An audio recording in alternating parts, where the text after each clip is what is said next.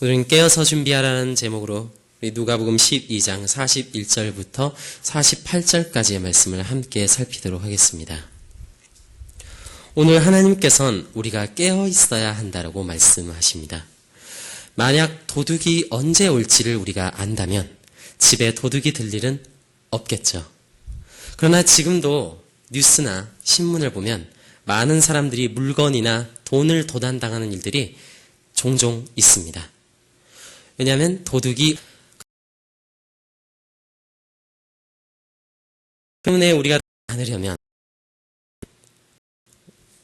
우리가 피싱을 당하지 않으려면 항상 조심하는 것입니다. 마찬가지입니다. 마지막 아무도 하나님 앞에 서게 될지 하나님 앞에 서면 당장 오는 것이죠. 것이 바로 인생. 죄 있는 사람은 어떤 사람일까요? 항상 준비하는 사람이 지혜로운 자라고 할 수 있습니다. 항상 그날을 대비하는 사람이 지혜 있는 자라는 것이죠. 우리는 그렇기 때문에 오늘도 말씀으로 준비해야 되고 기도로 준비해야 되고 무엇보다 예수 그리스도를 믿는 그 믿음을 우리 안에 항상 지니고 있어야 합니다. 예수님에 대한 믿음을 준비해야 하는 것이죠. 예수님을 내 안에 모시고 있어야 되는 것입니다. 내 삶의 주인으로, 내 삶의 왕으로, 나의 구원자로 예수님을 내 안에 준비하고 있어야 우리는 진정 깨어있는 자, 부지런한 자라고 할 수 있을 것입니다. 그 믿음을 지키는 사람만이 결국 그 그리스도 앞에 서게 되었을 때 결코 부끄러움을 당하지 않는 인생이 되는 것입니다. 오늘 예수님의 제자 베드로, 그는 영적으로 깨어 있어야 한다는 그 예수님의 말씀에 이렇게 질문했습니다. 우리 한번 그 말씀을 한번 살펴보도록 하겠습니다. 41절 한번 함께 읽어볼까요? 하나, 둘, 셋. 베드로가 여짜오되 모든 사람에게 하심이니까. 아멘. 지금 베드로는 예수님께 질문하고 있습니다. 이 비유는 제자들만을 위한 것입니까? 아니면 모든 사람을 위한 것입니까? 베드로의 이러한 질문, 이것은 예수님이 지금 깨어있으라고 계속해서 말씀하셨거든요. 그 말씀에 대해서 예수님 그 말씀을 들어보니까요, 이렇게 깨어있을 수 있는 사람은 우리처럼 예수님을 따르는 제자들, 모든 것을 버리고 예수님을 따르는 나와 같은 저 같은 제자들만이 할 수 있는 것이 아닙니까? 하는 의도가 깔려 있는 것입니다. 예수님은 오늘 그러한 베드로의 질문에 대해서 답변을 하기보다 오히려 이렇게 되묻고 있습니다. 그것이 바로 42절에서 말씀하신 것이죠. 제가 읽어보겠습니다. 주께서 이르시되 지혜 있고 진실한 청지기가 되어 주인에게 그 집 종을 맡아 때를 따라 양식을 나누어 줄 자가 누구냐. 예수님의 이러한 질문을 다시 하심으로써 예수님은 지금 베드로 안에 있는 어떤 것들을 깨버리길 원하셨습니다. 아마 베드로는 예수님께서 깨어 있어야 된다, 주의 날이 도둑같이 온다라는 얘기를 들었을 때 아마 이렇게 결단했던 것 같습니다. 아, 그래, 나도 영적으로 깨어 있어야겠다. 그러면서 질문한 거죠. 예수님, 이 이야기는 저와 같은 제자들에게만 한 말씀이시죠? 여러분, 이러한 베드로의 질문은 사실 이러한 마음이, 어떠한 의도가 깔려 있습니다. 그것은 이런 거죠. 예수님, 이것은 저와 같은 제자들에게만 하신 말씀이죠. 모든 걸 다 버리고 예수님을 따르기로 결심한 저와 같은 수제자 베드로, 나와 같은 한 사람을 위해서 하신 말씀이죠. 이렇게 말하는 것입니다. 그런데 예수님은 갑자기 지금 어떤 얘기를 해요? 답변을 하기보다는 청지기에 대한 이야기를 하기 시작합니다. 그럼 청지기는 어떤 사람이죠? 청지기는 주인의 재산을 주인을 대신해서 관리하는 사람입니다. 예수님께서는 지금 지혜 있는 청지기에 대해서 말씀을 하시는데 지혜 있는 청지기는 예수님이 말씀하시길 어떤 사람이냐? 주인의 집에 있는 다른 종들을 맡아서 삼시세끼에 맞게 밥을 제때제때 주는 사람이다 라고 지금 말하고 있습니다. 말씀에는 뭐라고 되어 있죠? 주께서 이르시되 지혜 있고 진실한 청지기가 되어 주인에게 그 집 종을 맡아 때를 따라 양식을 나누어 줄 자가 누구냐? 이 종들을 굶기지 않을 자가 누구냐라는 것입니다. 여러분, 오늘 예수님께서 말씀하신 지혜로운 청지기, 왜 이런 청지기가 지혜로운 청지기가 되는 것이죠? 그것은 주인이 원하는 대로 재산을 관리했기 때문에 그렇겠죠? 그러면 지금 주인이 원하는 것은 무엇이었습니까? 여러분, 여기서의 주인은 세상에서 말하는 권세 있는 자들과는 달라서, 세상의 주인들과는 달라서 자신의 재물을 많이 쌓아놓고 더 많이 불리기보다는 그 재물을 사람들에게 때에 맞게 나눠주기를 원했습니다. 베풀기를 원했다는 거죠. 그래서 청지기는 왜 칭찬을 받는 거죠? 그 주인의 그러한 의도에 맞게 재물을 때에 따라 잘 나누어 주었기 때문에 이 청지기는 칭찬을 받는 거죠. 그러니까 이 청지기는 주인의 뜻에 충성하며 순종했기 때문에 칭찬을 받는 것입니다. 여기서 우리 이 비유를 통해서 지금 예수님은 무엇을 말하고 싶으신 것일까요? 자, 여기서 주인은 곧 예수님을 말하는 것이고, 이 청지기는 1차적으로는 지금 이 이야기를 듣고 있는 베드로를 가리키고 있습니다. 더 나아가서 우리 성도들의 모습이겠죠? 자, 그런데 이 예수님께서는 베드로가 어떤 사람이 되길 원하셨어요? 어리석은 청지기가 아니라 지혜로운 청지기가 되길 원하셨다는 것이죠. 그래서 예수님은 지금 베드로가 이러한 청지기가 되길 원하신다는 것은 지금 베드로가 지금 그런 상태라는 거예요? 그렇지 않은 상태라는 것입니까? 아직은 그러한 믿음을 보이고 있지 않다라는 것입니다. 아직은 베드로는 이러한 청지기의 마음으로까지는 나아가지 못하고 있었어요. 그래서 그는 여전히 세상적인 사고, 세상적인 가치관에 묶여 있었기 때문에 여전히 내가 칭찬받는 것, 내가 성공하는 것, 내가 주님 안에서 망하지 않는 것, 아직 이 정도에 머물고 있었다는 것입니다. 자, 그런데 예수님의 마음은 거기에 머무는 것이 아니었습니다. 예수님의 마음은 베드로가 지혜로운 청지기가 되길 원하셨다는 것이죠. 그래서 하나님의 은혜를 나누어 줄 수 있는 사람이 되길 원하셨다는 것입니다. 자, 그래서 베드로의 이 질문은 예수님께 합당하지 못한 질문인 거예요. 예수님, 이거는 나만을 위한 말씀이죠. 이건 세상 사람들을 위한 말씀은 아니죠. 이렇게 지금 나오고 있는 베드로의 이런 질문은 예수님의 의도하고는 완전히 다른 것이었다는 거죠. 그래서 예수님은 오늘 오히려 베드로에게 지금 질문하고 있습니다. 내 뜻을 따라서 이렇게 나눠줄 수 있는 청지기가 누굴까? 베드로를 앞에 두고 널 들으라는 듯이 말하고 있다는 것이죠. 그러니까 우리가 하나님의 사람이 되는 비결이 사실 여기 있는 것 같습니다. 정말 하나님께서 원하시는 사람은 누구일까요?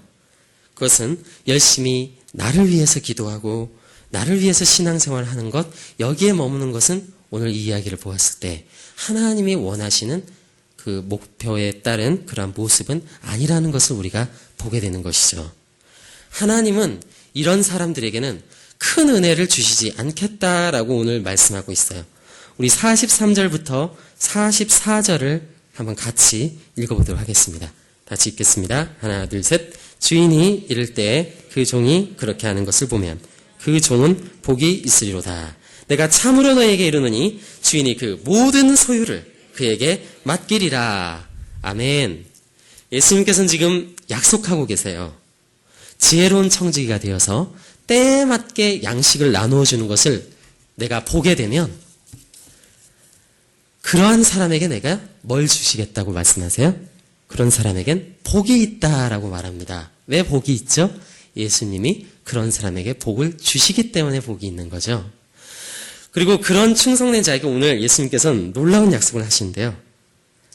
얼마만큼 맡기신다고 얘기하십니까? 반절 맡기십니까? 3분의 1을 맡기시나요? 어느 정도 맡기신다고 얘기하고 계시죠? 모든 소유를 맡기겠다. 아멘. 모든 소유를 맡기겠다라고 말씀하십니다. 바로 여기에 우리가 예수 그리스도의 그 영적인 복을 받는 비결이 있는 것 같아요. 성경에선 항상 뭐라고 말씀하시냐면 주는 자가 복이 있다. 아멘. 그렇습니다. 예수님이 세상에서 가장 높으신 왕이 되실 자격이 있으신 이유는 뭐예요? 그것은 예수님은 자신의 전 인생을 하나님의 영광과 우리 한 사람 한 사람을 구원하기 위해서 사용하셨기 때문에 예수님은 복의 근원이신 거죠. 거기엔 어떠한 높아지시려는 의도도 없습니다. 거기엔 어떠한 개인적인 욕심도 없다라는 것이죠. 예수님은 죽기까지 자신의 모든 것을 전 인류에 쏟으셨고 그 십자가에 죽으신 그 사건은 그 위대한 희생과 헌신의 사건이었다는 것입니다. 그렇습니다. 하나님 나라의 행복은 주는 것에 있다는 것입니다. 세상의 것들과는 좀 다른 것 같아요. 세상 것들은 어떻죠? 내가 주면 줄어듭니다. 그것의 공급자가 나이고 세상이기 때문에 그렇죠. 내가 가진 거에는 분명한 한계가 있습니다. 내가 가진 능력에는 한도가 있어요. 세상 것들은 우리 신용카드가 한도가 정해져 있는 것처럼 다 한계가 정해져 있습니다. 그래서 마음껏 원 없이 막 퍼줄 수가 없어요. 그런데 하나님의 것들은 다르다는 것이죠. 하나님의 진리의 말씀은 세상 것과는 달라서 주면 줄수록 커집니다. 내가 복음을 세상에 선포할수록, 복음을 증거하면 할수록, 사람들 앞에서 내가 경험한 하나님에 대해서 나누면 나눌수록 우리 안에 있는 은혜는 점점 줄어드는 게 아니라 세상 것과 같이 점점 더 커지게 되었다는 게 영적인 원리라는 거예요. 이게 하늘에서 정한 원리라는 것입니다. 이 교회도 그런 것 같아요. 교회. 여러분, 전도하는 교회만 살아남는 이유가 뭘까요? 왜 전도하는 교회만 살아남을까요?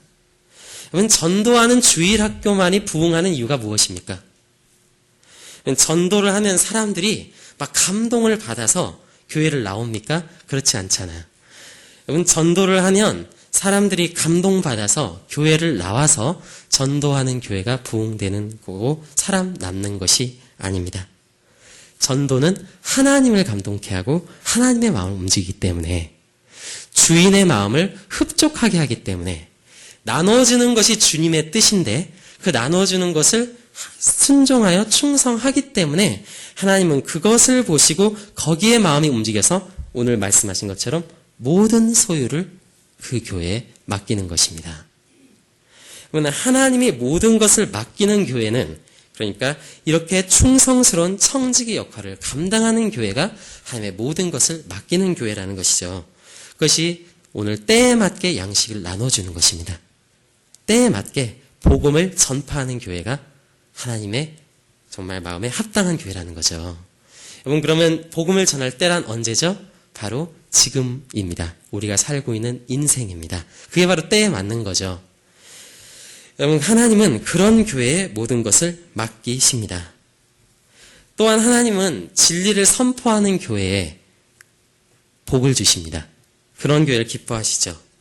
여러분, 이 복음을 선포했을 때 이 예수 그리스도를 믿는 자만이 구원을 받고 예수님의 말씀에 순종하는 자만이 하나님 나라에 들어갈 수 있다라는 이 복음이 사람의 마음에 꼭 와닿고 사람들을 감동시켜서 이 복음을 전하는 교회가 하나님께서 기뻐하시는 교회가 아닙니다. 여러분, 바른 진리를 선포하는 교회는요, 하나님의 마음을 와닿고요, 하나님의 마음을 감동시킵니다. 그 교회의 하나님은 모든 소유를 맡겨요. 사람은 그 교회의 마음이 끌리지 않을 수도 있어요. 사람은 감동하지 않을 수도 있습니다.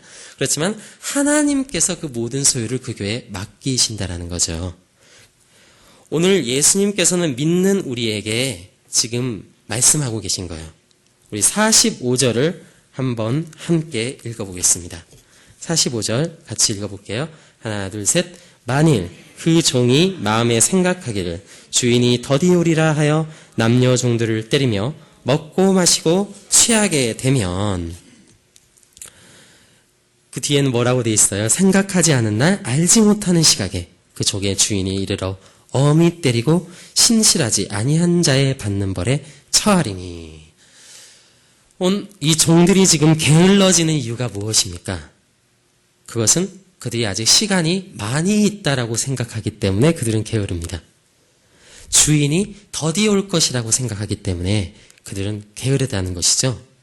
그래서 그들은 자신에게 맡겨진 종들을 때려요. 그래서 지금 때린다라는 것은 굉장히 재미있는 표현인데, 영적으로 깨어있지 못할 때 우리가 사실 하는 일들입니다. 우리도 그래요. 우리도 영적으로 충만해 있지 않고 말씀으로 준비되어 있지 않고 기도로 준비되어 있지 않으면 우리에게 맡겨진 영혼들을 영적으로 때릴 때가 있어요. 말로, 행동으로, 그리고 나의 모습으로 상처를 준다는 거죠. 나의 자녀들, 나의 배우자들도 될 수 있고 나의 제자들도 될 수 있습니다. 이 모든 일들이, 또한 목회자가 영적으로 깨어있지 못할 때 성도들을 그렇게 할 수 있겠죠. 이 모든 일들이 영적으로 깨어있지 못할 때 생기는 결과들이라는 것입니다. 내 안에서 진리가 일하지 않기 때문에 일어나는 결과라는 것이죠. 그래서 우리는 하나님의 은혜를 나누어주는 사명을 주님께 받았음에도 불구하고 오히려 우리는 그들을 상처 입히는데 빠를 수 있다는 것이죠. 또한 그 게으른 종들의 특징은 오늘 보니까 먹고 마시고 취해 있습니다. 여러분, 로마서 14장 17절 말씀을 기억하십니까? 하나님의 나라는 먹는 것과 마시는 것이 아니요 오직 성령 안에 있는 의와 평강과 희락이다. 여러분, 그들은 성령에 취하지 않고 세상에 취해 있었습니다. 그들은 예수님께 중독되어 있기보다는 세상 것에 중독되어 있었습니다. 그러면서도 그들은 스스로를 하나님의 종이라고 했고 청직이라고 말할 수 있다는 것이죠. 그러나 하나님의 나라는 그렇게 먹고 마시는 것에 있는 것이 아니라, 세상에 취하는 것에 있는 것이 아니라 성령 안에 있는 의와 평강과 희락이라는 것을 우리가 기억할 필요가 있습니다. 오늘 하나님께서는 그것을 경계하는 것입니다. 우리가 깨어있지 않으면 우리가 세상에 취해 있을 수 있다는 것입니다. 세상의 즐거움에, 세상 것들에 중독되어 버릴 수 있다는 것입니다. 하나님의 말씀에 마태복음 6장 31절에서 말씀하시기를 무엇을 먹을까, 무엇을 마실까, 무엇을 입을까 염려하지 말라. 이는 다 이방인들이 구하는 것이다 라고 말씀하신 바 있습니다. 요즘 현대인들의 삶의 목표는 어떤 것입니까? 요즘 현대인들의 삶의 목표는 어떤 것이죠? 요즘은 뭐가 맛있나? 그래서 방송만 키면 죄다 먹는 거예요. 어떻게 하면 맛있는 것을 만들 수 있을까? 거기에 모두가 몰두하고 있습니다. 요즘 유행하는 패션은 무엇인가? 여기에 급급합니다. 그것을 만족스럽게 얻기 위해 오늘도 열심히 살고 돈을 번다라는 거죠. 커피 한 잔의 여유가 주는 달콤한 휴식에 빠져서 말씀해 주는 참된 위로와 기도의 시간이 살아버린 지는 어느새 오래된 것이 우리의 현실이라는 것입니다. 심지어는 우리 어르신들도 가만히 보면 막 입맛에 맞지 않는 음식을 먹으면 불같이 화를 내시는 분들만 많아요. 이런 거를 내가 돈 주고 사 먹었나 봐 하고 다시는 안 오겠다고 막 역정을 내시고, 또 어떤 사람들은 그걸 준비하고, 먹을 것을 준비하고 이걸 먹일 것에 인생의 보람과 행복을 막 느끼면서 최선을 다하면서 사는 거에 오늘날 우리들의 모습인 것 같아요. 우리가 진리의 말씀을 잘못 들었을 때 분노가 일어나야 되는데, 진리의 말씀 듣지 못했을 때, 그리고 우리 자녀들에게 이 말씀을 먹이는 것에 시간을 쏟고 그 말씀으로 먹일 때 보름과 행복을 느껴야 되는데, 우리가 이런 세상의 것들을 먹이고 그걸 준비하고 그것들을 하는 것에서 인생의 보람과 행복을 느낀다면 이것은 좀 우리가 어딘가 잘못 가고 있지 아니하나 생각을 해볼 필요가 있다는 것입니다. 오늘 예수님께서 말합니다. 이러한 삶은 이방인과 다를 바가 없는 것이다. 이것이 바로 세상에 취한 삶이다. 하나님 나라는 먹고 마시는 것에 있지 않은데 너희는 이게 전부인 것처럼 혹시 살아가고 있진 않은가. 예수님이 이러한 모습을 경고한다는 것입니다. 그래서 46절에 말합니다. 생각하지 않은 날 알지 못하는 시각에 그 종의 주인이 이르러 엄히 때리고 신실하지 아니한 자의 받는 벌에 처하리니. 오늘 이러한 사람이 받는 벌은 신실하지 아니한 자의 벌과 같은 벌이라고 말씀하고 있습니다. 무서운 말씀이에요. 믿지 않는 자의 벌에 처하게 된다라는 것입니다. 불신자와 같은 취급을 할 수도 있다라는 것이죠. 여러분, 우리가 이런 말씀 들을 때 우리가 헷갈려서는 안 될 게, 여러분, 이런 행동을 하면 지옥에 간다. 이거를 말씀하기 위해서 예수님께서 그러한 구원에 관한 도를 말하기 위해서 지금 이야기하신 것은 아닙니다. 그런 건 사실 복음도 아니죠. 우리가 행함에 따라서 지옥에 갈 수도 있고, 그럴 수도 있다는 건 복음이 아니죠. 만약에 이런 행함 때문에 천국과 지옥이 결정된다면 우리 중 누구도 하나님 나라에 들어갈 수 있는 사람 아무도 없죠. 저도 못 들어갑니다, 여러분. 안심하십시오. 자, 그런데 예수님께서 지금 베드로에게 말씀하신 의도는 무엇입니까? 그건 지금 천국에 가고 못 가고의 문제라기보다는 너는 아직도 청지기도 아니네. 넌 아직도 세상적인 사고를 갖고 있네. 그러면 넌 천국에 못 들어가는 사람이야. 이걸 베드로에게 지금 말씀하시려고 예수님이 이 얘기를 하신 게 아니죠. 자, 베드로에게 지금 예수님께서 이 말씀을 하신 것은 하나님께서 이 경고하심을 통해서 베드로에게 영적인 충격을 주시려는 의도였습니다. 예수님은 베드로가 지혜로운 청지기의 삶을 살기를 원하셨기 때문에 이 이야기를 들려주신다는 거죠. 즉, 이것은 믿는 자의 삶의 태도는 이러해야 된다는 걸 말하는 것입니다. 제자로서의 삶은 어떤 것인가를 말씀하려는 것이죠. 우리가 정말 예수 그리스도를 믿는다면 너희의 삶의 지향성은, 삶의 방향은 이런 것이 돼야 한다라는 것을 깨닫게 하시려는 것입니다. 자, 지금 예수님께서는 베드로에게 이 말씀을 하시면서 명백하게 행함을 강조하고 있어요. 그렇습니다. 행함을 강조하고 있습니다. 그런데 또한 이 행함은 명백하게도 하나님께서 주셔야만 가능한 것을 전제하고 있습니다. 사실 그것이 지금 주인과 청지기의 관계로 설명되고 있습니다. 여러분, 청지기가 일하지 않으면 주인의 재산은 낭비될 수밖에 없겠죠? 그러나 또한 청지기에게 주인이 그 재산을 맡기고 그러한 권한을 주지 않으면 청지기 또한 아무것도 할 수 없습니다. 이로써 하나님께서는 지금 말씀하고 있는 거죠. 우리의 행함과 하나님의 주권적인 은혜는 이 비유 안에서도 결코 부딪히지 않는 것입니다. 이것은 하나님과 우리의 관계에 있어서도 마찬가지인데요. 하나님께서 오늘 우리에게 이 진리를 나누어 줘라.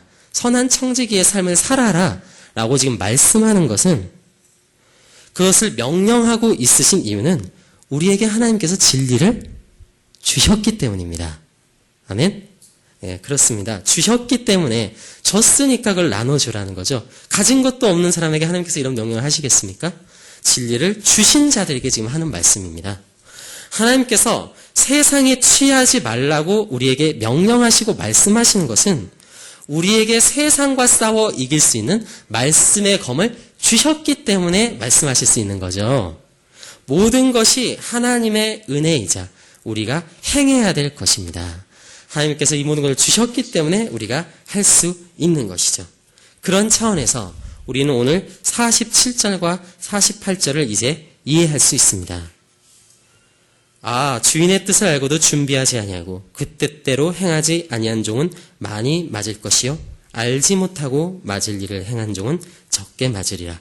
무릇 많이 받은 자에게는 많이 요구할 것이요 많이 맡은 자에게는 많이 달라 할 것이니라. 이 말씀을 보니까 흔히 세상에서 말하는 노블리스 오블리제가 생각납니다. 이 말 뜻은 사회에서도 그렇죠. 높은 사회적 신분을 가지고 있을수록 그에 합당한 사회적 의무가 있다는 것을 세상은 말하고 있습니다. 그래서 부자들일수록 더 베풀어야 되고 높은 자리에 있는 사람일수록 더 도덕적으로 깨끗해야 된다라고 사회적으로 요구하고 있죠. 그래서 그 기준에 합당하지 않은 사람들은 요즘 굉장히 인터넷에서 공격하고 그들을 깎아내리기도 하죠. 여러분, 세상은 참 재밌게도 하나님은 믿지 않으면서도 이 노블리스 오블리제를 이야기합니다. 참으로 저는 이게 모순적이라고 생각합니다. 여러분, 하나님이 만약에 없다라고 생각해 보십시오. 그럼 그걸 나눠야 될 의무가 없다라고 우리는 받아들일 수 있습니다. 하나님이 없고 내 노력으로, 내 재능으로, 내가 가진 것으로 이 모든 것을 얻었다라고 생각된다면 그것을 나눠야 될 의무라는 것은 없다라는 거죠. 자, 그렇지만 우리는 살아계신 하나님을 믿습니다. 그리고 하나님이 모든 것의 주인인 것을 믿고 있습니다. 그렇다면 우리에게는 이러한 정신, 어찌 보면 당연한 것이라고 할 수 있겠죠. 더 나아가 우리는 영적인 부분에서 이 정신을 가지고 있어야 됩니다. 그렇다면 우리는 영적인 관점에서 많이 가졌다는 게 뭔지를 또한 생각해 보아야 합니다. 그러면 영적인 관점에서 많이 가진 것은 뭘까요? 우리는 어떻게 해야 많이 가질 수 있죠? 그것은 구원의 은혜를 말하는 것입니다. 구원받았다는 사건은 예수님이 나의 주인이 되신 사건입니다. 내 안에 예수님을 모신 사건이에요. 그렇다면 예수님은 하나님의 아들이시고 만물의 주인이 되시는데 그 예수님을 내 안에 모셨다면 그건 다 가진 거잖아요. 그 모든 것을 소유한 것 아니겠습니까? 즉 구원받은 자는 다 많이 가진 자입니다. 아멘. 적게 받은 자는 그럼 누구예요? 아직 구원에 이르지 못한 자들이 적게 받은 자들이겠죠. 하나님은 모든 사람들을 사랑하십니다. 하지만 구원의 특별한 은혜는 특별히 사랑하시는 몇몇 선택된 자들에게만 주어진다는 것 우리는 교리적으로 그리고 성경을 통해서 알고 있습니다. 즉 영적인 관점에서 많이 가졌다는 것은 구원의 은혜를 받은 자들을 말하는데 하나님은 많이 가진 자에게는 많이 요구할 것이고 적게 가진 자에게는 적게 요구할 것이라고 말씀하셨습니다. 자, 우리는 많이 가진 자입니까? 적게 가진 자입니까? 여러분, 우리에게 구원의 은혜가 있다면 우리는 많이 가진 자입니다. 우리는 여전히 세상의 관점에 근데 갇혀 있을 수가 있어요. 아, 돈 없는데 무슨 하나님 일을 하나? 가진 지식이 없는데 무슨 하나님의 말씀을 전하나? 아, 내가 신학도 안 했는데 무슨 복음을 전하나? 우리가 이런 생각에 빠져 있을 때가 있어요. 그래서 나의 영적인 게으름을 회개하고 주님께 돌아가려 하기보다는 하나님께 핑계 댈 때가 많아요. 하나님 이것밖에 안 주셔서 전 이것밖에 못합니다. 이럴 때가 많다는 거죠. 이것은 우리 안에 있는 구원의 은혜에 대한 감격이 식어져서 그렇습니다. 우리 안에 있는 구원의 감격의 크기가 적어졌기 때문에 그래서 우리가 이렇게 식어져 버릴 수 있다는 거죠. 그렇지만 하나님께 많이 받은 자라고 믿는 자는 내가 정말 구원의 큰 은혜를 받았다. 아, 내가 죽을 수밖에 없는 내가 진짜 이렇게 내가 자격 없는 내가 이렇게 큰 은혜를 받다니 여기에 대한 믿음이 있는 사람은 여러분 장애를 입어도 돈이 없어도 학력이 부족하고 신학을 공부하지 못했어도 말씀 전하고 다녀요. 전도합니다. 복음을 말하고 다닌다는 거예요. 근데 구원의 은혜가 식어진 사람은 어떤지 아십니까? 돈 있어도 4년제 대학을 나오고 4년 내내 신학을 해도 강단에서부터 참된 복음을 말하지 못합니다. 전 그런 목회자들을 많이 보았습니다.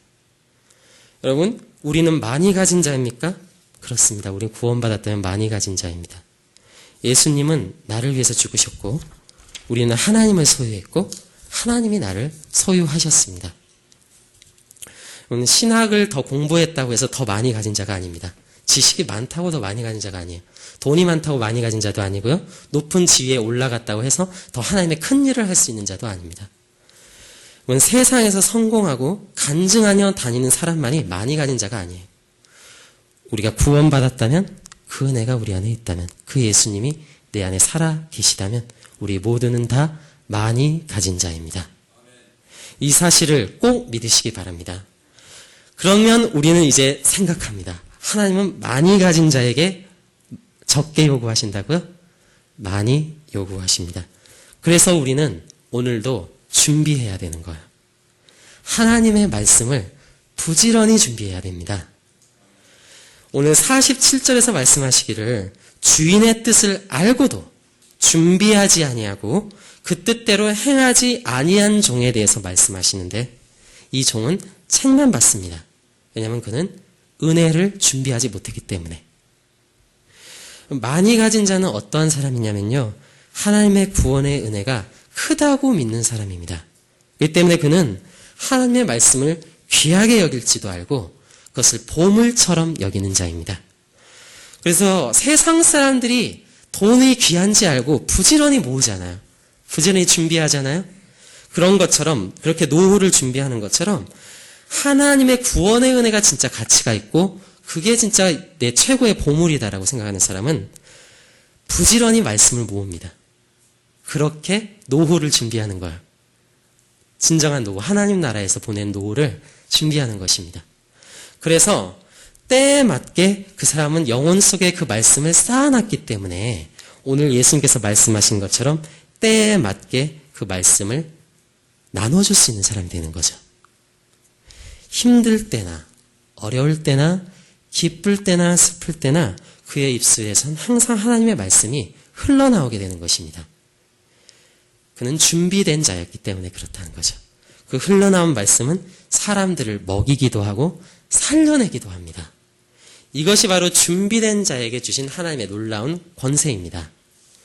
여러분, 저는 오늘 이 말씀을 통해서 우리가 다시금 결단했으면 좋겠습니다. 우리가 깨어 있어야겠습니다. 우리가 영적으로 준비하고 있는 사람이 돼야겠습니다. 그래서 정말 많이 가진 자답게 많이 베풀 수 있는 사람이 되었으면 좋겠습니다. 이 구원의 은혜를, 내게 주신 복음을. 그래서 내게 있는 이 구원의 은혜가 주변에 흘러가게 하는 사람이 되기를, 우리 포립교회가 그런 교회가 되기를, 우리 이번 올해의 표어처럼 일어나서 이 주님께서 주신 진리의 빛을 세상에 비출 수 있는 교회가 되기를 진심으로 소원합니다. 우리 함께 이 시간 통성으로 기도하는 시간 가지도록 하겠습니다.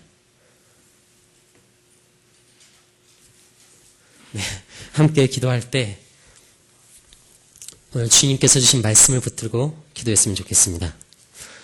주님, 저희는 예수님께서, 우리 하나님께서 우리를 사랑하셔서, 너무나도 사랑하셔서 하나뿐인 아들인 예수 그리스도를 우리를 대신해서 속죄 제물로, 대속의 제물로 드리게 하신 하나님이십니다. 주님, 우리는 얼마나 많이 가진 자인지 우리는 예수 그리스도를 소유했습니다. 성령 하나님을 소유한 자입니다.